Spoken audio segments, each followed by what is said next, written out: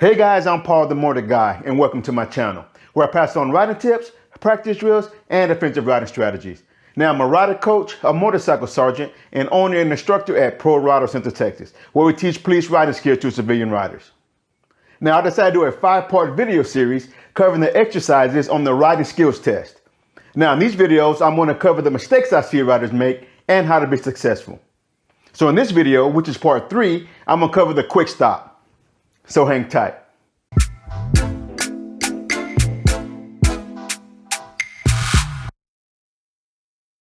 Now let me say that this video series will cover the tests required by the state of Texas to get your Class M endorsement.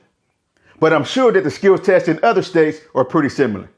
Now, just like the cone weave and normal stop, this quick stop exercise really doesn't cause much trouble for most of the students, but there are some things that you need to keep in mind.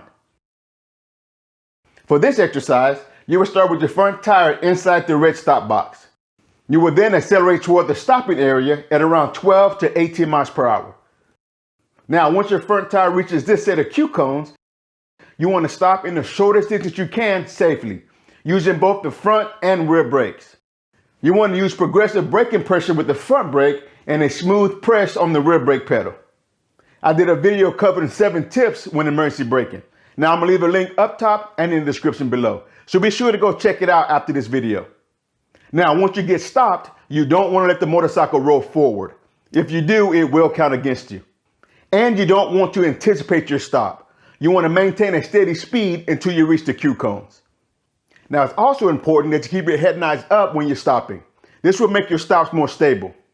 When you look down when stopping, the motorcycle tends to fall in the direction that you're looking, and you risk the chance of dropping the motorcycle. Now, let's go outside and ride this thing.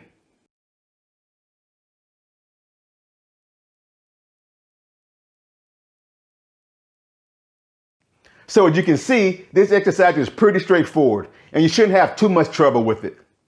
Now, I recommend you watching this video that I did on emergency braking. Now, in this video, I gave 7 tips that will improve your emergency stops. Now, until next time, practice, practice, practice, and ride safe.